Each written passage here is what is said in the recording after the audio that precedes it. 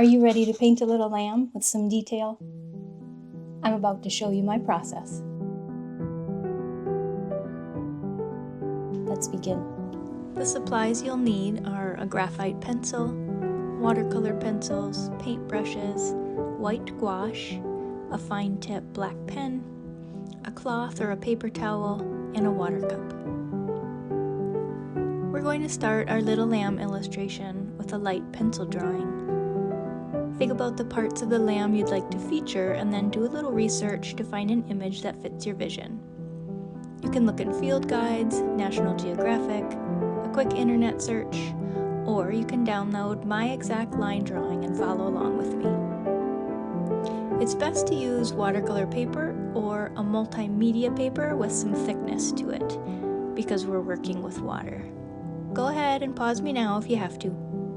So we're just going to start with our black watercolor pencil and color in his eyes, nose, and his hoofs. Hoofs? Hoofs.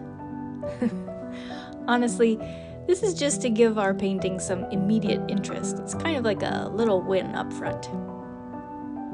Then I look for the lightest color overall. In this case, it's white, which is kind of tricky. You have to look with intention in order to see the colors that we're going to use.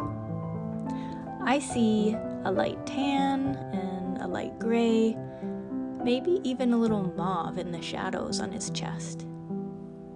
So with our watercolor pencils, we're just going to color our sketch. This will give us a solid base layer that we're going to build upon. The harder you press with your watercolor pencils, the more pigment will be laid down on the paper. So you can see I press a little harder in the shadowy areas. We're going to lay down some light gray spots around his head and use the light tan for the majority of his body. Pay close attention to where the light falls. There will be lighter spots and darker spots. With the pressure on your pencils, you're basically starting to layer your shadows. As we work to add more dimension with the shadowing, we're going to pick up other colors such as browns and pinks and start layering those as well. With our grays and our browns, we're going to focus on the underside of his abdomen, his cute little tummy. I like to work with several colored pencils as I'm layering in the colors. Once I have my first layer colored, I'm going to come back over it with a little bit of water on a medium to small brush and just paint over them. I find that this really helps give a nice natural blend, which gives the lamb a more authentic color. When I feel like I have a good base of color down, I'm just going to continue to work on top of it, layering and deepening those tones. This is where you'll really start to see some dimension. Look more carefully at your shadows. I'm using a darker brown to add some depth around the edges of my shadows. You'll notice if you look carefully, the shadows are a variation of color. They're not just brown. They could be reddish or even navy blue. I'll carry those shadows to the more detailed and tiny parts of him, like his ears, his eyes, maybe under his chin. And having a few different size brushes helps in this instance because when you're working in really small areas, you only want to add the slightest bit of water to make that pigment sort of melt into your paper. A large brush has the ability to hold a lot of water, which is great, but not for us.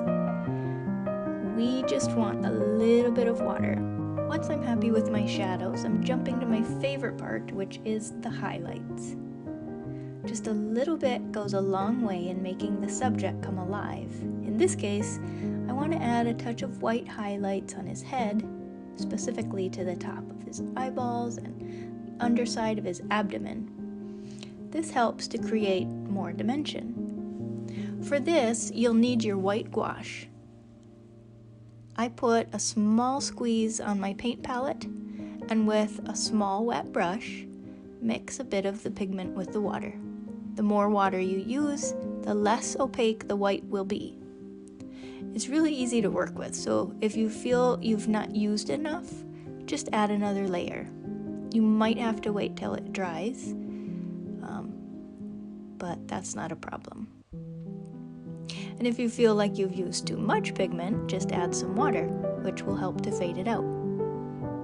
I also use my white pencil to help lighten up some areas too. This gives a very subtle change, so you may find it frustrating if you're trying to go for those bright whites. It's super subtle. I like to use it for areas I need ultimate control, like the top texture of his wool coat. When I feel like I've got a good handle on my highlights, I'm going to go in with a fine black pen and just clean up some lines.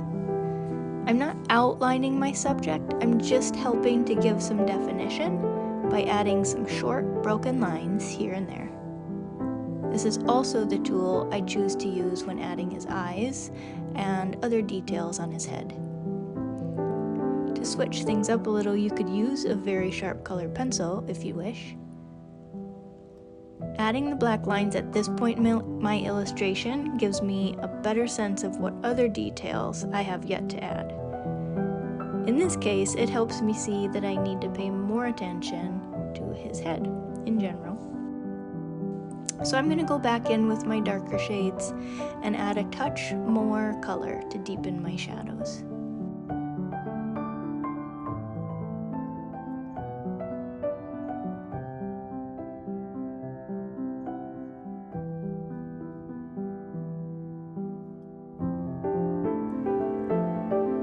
And then, for a little added something special, I'm just going to go in with a bit of burnt umber or reddish brown to warm up a few areas before we call it good.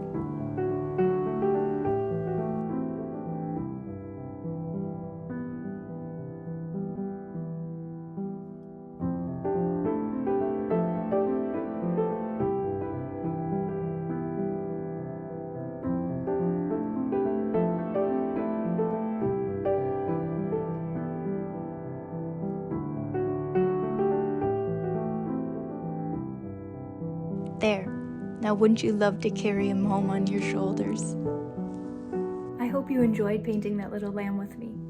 I think you'll enjoy this one next.